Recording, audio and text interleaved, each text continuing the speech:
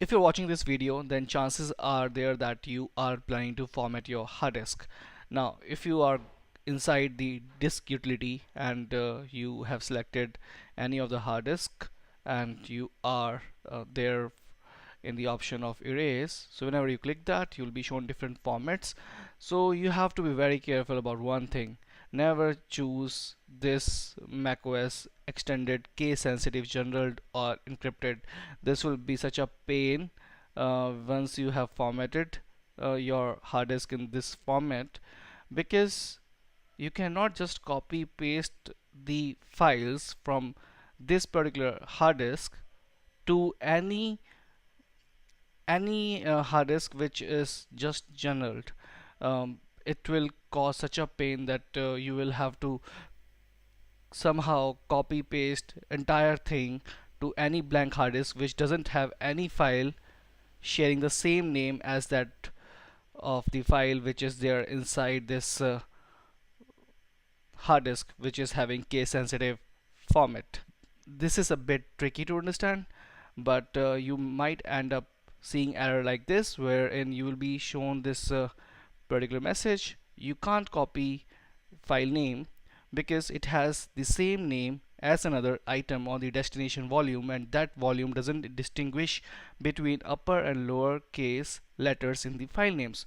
So this will be such a blunder for you.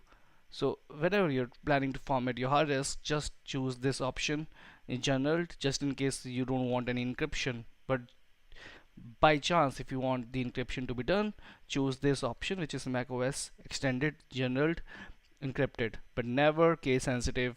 These are like boycotted things. Never do that.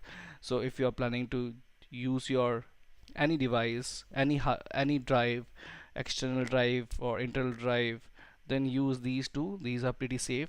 But in case you want to make it compatible to Windows machines or Linux machines, then you can use MS DOS FAT as well, but never these two. This is the must known. And also one of the things is that just in case you have the password, so in just in case you have selected this case sensitive general encrypted, if at all you are trying to unlock that hard disk and you are natively using this macOS extended one, then chances are there that your password won't be accepted as well. So it will be very funny thing because your correct password won't be accepted unless you will be booting your or reading your hard disk from any device which already has this format, just macOS extended case sensitive. So it will just create so many complexity for yours that you will be stuck with things. And just to make your life easier, you just choose these two or the last two and nothing else.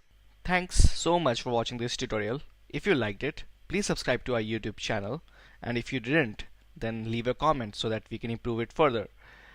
Do watch these suggested tutorials to learn even more, and do let us know what you want to learn on Being Skilled.